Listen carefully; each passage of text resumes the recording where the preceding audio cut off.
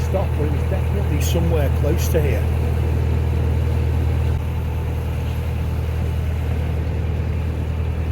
I think by that time the ex had already decided that the game was up in terms of narrowboating. You know, it just wasn't the experience that she'd hoped and expected. It was all a bit rougher, a bit grimmer than she expected. She was over it, you know, not doing that, not living on one of them. And I tried to explain the experience of living on a 35-foot narrowboat, a tiny thing, is very different from a 50 or 60-foot boat. You know, the boat in itself, it was fine, but the lounge doubled up as a bedroom and the arrangements just weren't great. It was the one aspect of it that was a bit of a struggle. But it looks like a bit of a community going on. They're all stood outside their boats chatting, which is nice.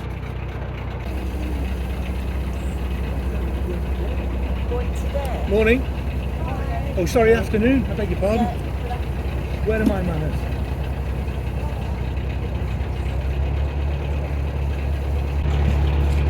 And here, got a sort of museum of agricultural machinery. 4 or 5 tractors of different types, just stood about in a small field.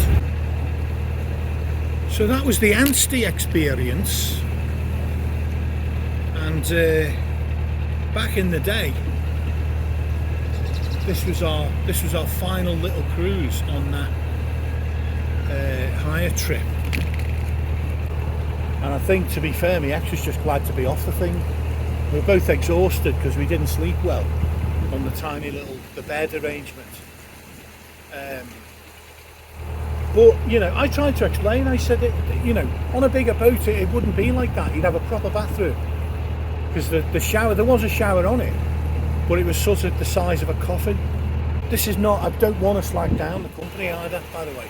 I think they're a good company. They were competitive, but they were good quality as well. So you've got that ideal combination. Very friendly, easy to do business with, no complications, spot on company. Anyway, the ex went off the idea. I went off it because that's what you do, isn't it? If your other half is like, no chance, we're not doing that, then you go, okay, you know, that's off the table. There were other ideas, retirement ideas, like spending time travelling in a motorhome, which is something I'm still interested in.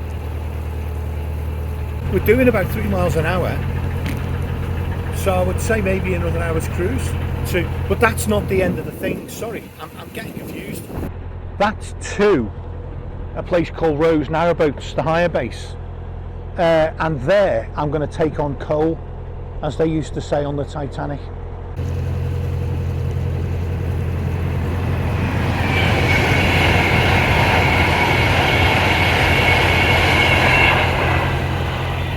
Here's one of those trains, and I wonder if any of the stressed out guys and gals going past looked down at me doing my modest 3 miles an hour and thought, God, I'd love to be doing that.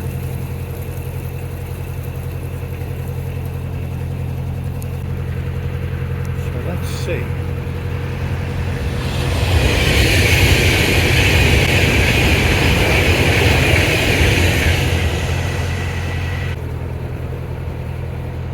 Do you know, I think there's a lift bridge as well, you know, or a swing bridge or something on the approach. I've got to try and remember how you do a swing bridge. Because with a lift bridge, I did so many on the Llangollen that I'm fine with them. It all comes back.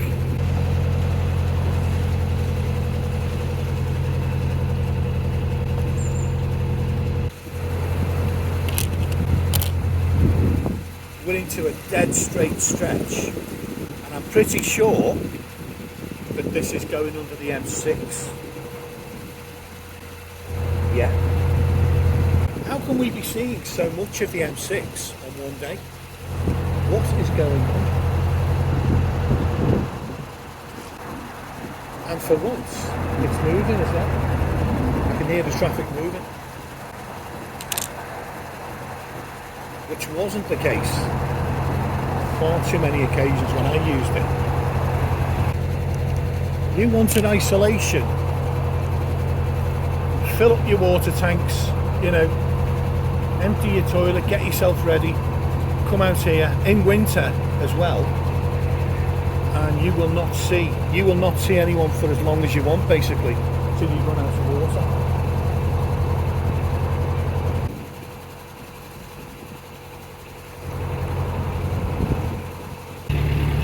So what's happening here is he's built a steel structure or aluminium onto the back. It's a really eclectic mix of boats that you see, and it seems that happens more as you come further south as well. Sometimes you get the impression the waterways are overcrowded and there's too many boats. There's more boats than I'd personally would ideally like, you know, I will say that. But the thing is, it has to be that way. While I say, yeah, I'm not a big fan of the crowded mooring spots in the summer, or, you know, sometimes it's like that, not all the time.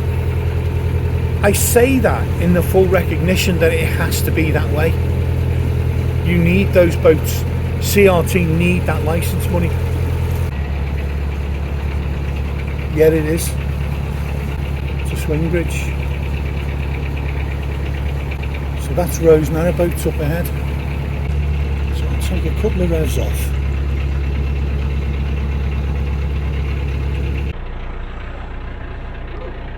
I think the winding mechanism is on the left, so that's where I'm going to pull over. Do you know what I'll do? I'll pull over here. This is what I'll do. This looks like the best place for me to get coal.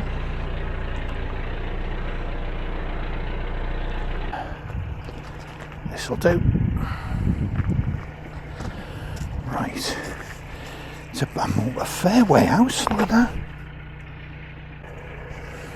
How am I going to get the coal on the roof from here? I hadn't thought about that. I'm going to get the coal on the roof across that gap.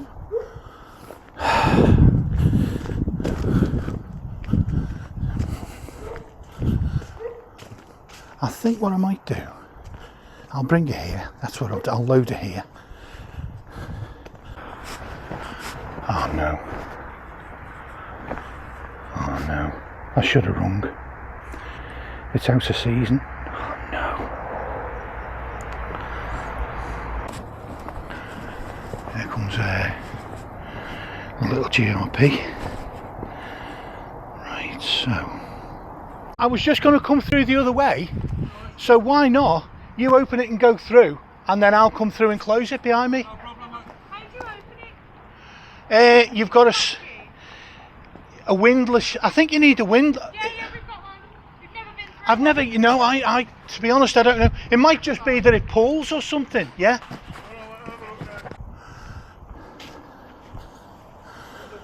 I think, does it swing? Oh, it just swings by hand, yeah. No problem. So, I'll close it behind me, guys. Okay. You have to stand on it, yeah. And jump on your boat. Oh, shit. Right, I'll give it a shove from this side. Oh, there you go, you're sorted. Alright, you don't know, do you? That's... Nearly paddling there. That nearly ended badly. You never know, do you? You don't know, mate. All mud guns. Yeah. Do you want a hand, love? Are you okay? Get in it, but... Oh yeah. So yeah, you just jump on, mate, and carry on.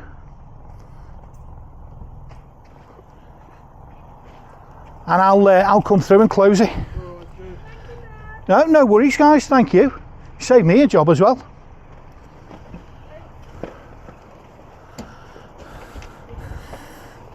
Have you got far to go today, guys? Are you? Going to Hawkesbury. Oh right, I just come from Hawkesbury, yeah. It took us about 5 years to get there. Yeah. Just finished off the brink. See you further on. Take care.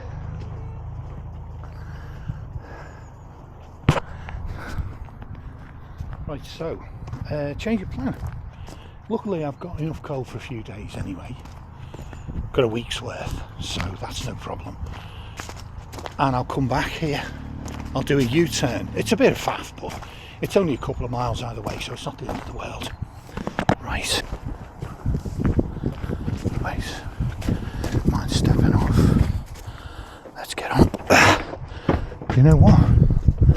I went to jump on, and my foot caught, my boot caught on that vegetation, and I nearly tripped. What you think is a straightforward jump sometimes isn't.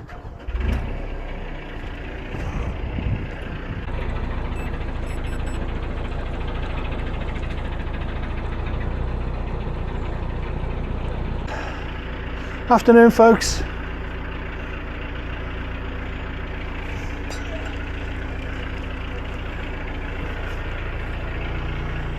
Don't want to bump any. Oh, is that for the bridge? I have a tool for the bridge, yeah. Oh, you're going to close it for us?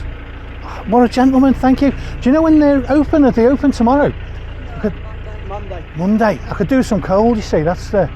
Yeah, we're not there at the moment. Yeah, no worries, I've got a couple of days anyway, so no emergency, but it's always nice. Are you on about yourself, yeah? Yeah, we want to get it back then. Yeah, it's always nice to have a bit of extra coal, you know. Did you see the chickens? The what, sorry? Did you see the chickens? I didn't actually know. So that was our boat.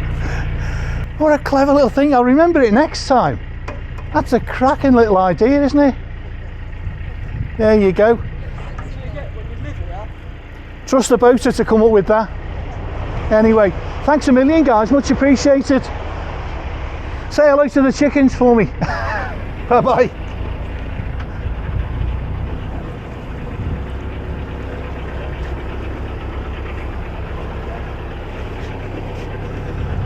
So, a little length of pipe laid on the ground next to the bridge, so you can work the bridge from the towpath side. I'm not sure there's a big advantage. There's such a narrow channel, it's fairly easy to sort it out anyway, but they're closed now. It's Saturday today, and they mustn't hire or get boats back on a Saturday, it's their day off. Tomorrow is as well, and so they're open again on Monday, the guy was saying. I mean, I'll get coal in Rugby somewhere, I'm sure I'll get coal, but normally I'd rely on the fuel boats, but when you're continuously cruising and you are moving a bit, you know, you leave the fuel boat's range, you need to get in touch with the next fuel boat. So over here we've got one of those sunken ones, an old workboat.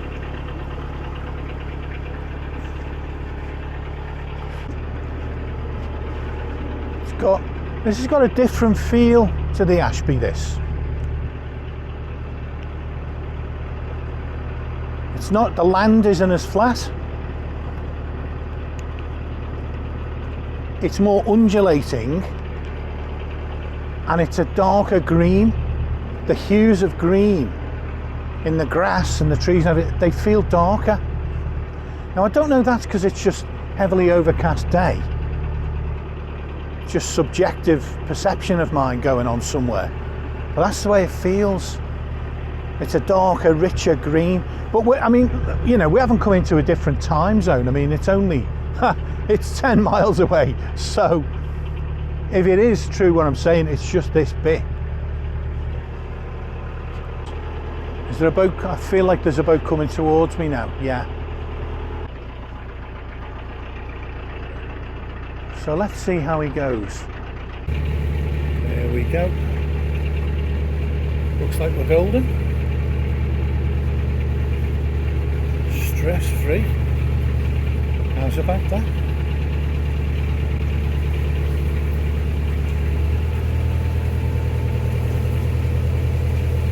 Afternoon, guys.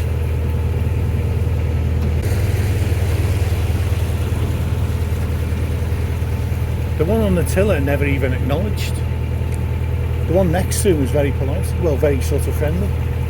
The tiller man wasn't having any of it. Anyway, what are you going to do? Oh, unstable cutting, okay. This is the unstable cutting section.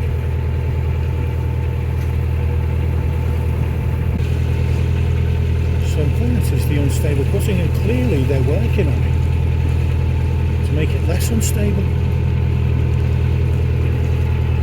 And you can see on the far side there have been some slippages and slips of soil and tree roots and things, trees. So it's not that stable on this side either, really. Anyway, the moorings are ahead after the next bridge. That's when I need to start paying attention. I can see one gap. I can see one gap in between boats. And obviously I want the arm coat if I can get it. But this is a situation, beggars can't be choosers situation here. This is the other part of the unstable cutting, and you can see actually why it's unstable, because on the banks, down close to the banks, it's like slurry and mud. So I think the towpath's closed. I don't know if it's just me or what. I feel as if there's more of a community. The northwest, there is a boating community, but there's a lot of older couples up there, and it feels a bit more genteel. Down here starts to feel a bit more hardcore in the winter. It's just an impression. I don't know how true, any of it is. This bridge, I think, is where I would go up to visit the village of Brinklow. So it's a stiff little carry, but you're not doing a lot of shopping. It's not like a supermarket thing. It's just a little visit, knows about the place, a couple of little sausage rolls, hopefully, fingers crossed, in the local deli. Well, the post office. There's a deli as well. The deli, oh, it's going to be good. It's going to be good. 4 boats. There's a line of 4 boats once the Armco starts. I think the boats that I'm seeing ahead are more at the very start of the Armco.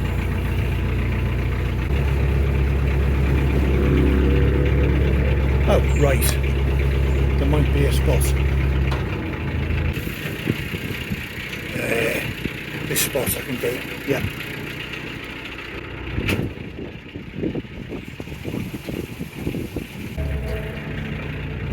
Right, so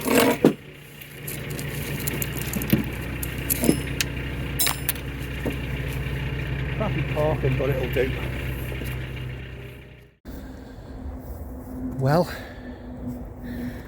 I have come out with the camera. This is not yet 9 AM. But I wanted to come out because I think a lot of this will be gone later. What is this that I refer to? Well, it's snow. It's our first snow, in this neck of the woods anyway, of the year. It's past mid-November, but not by much. I think maybe it's like the 19th or something. Beautiful, peaceful scene. Near Brinklow, actually. Brinklow itself is across that field, and you can see it's not serious snowfall because it's just flecks in the fields. It's not really sticking. I don't think it'll stay, and it's going to hopefully brighten up this afternoon, so we won't, that'll encourage it to go. But I feel like we'll be seeing snow again. It's a tad early for the snow, as if memory serves.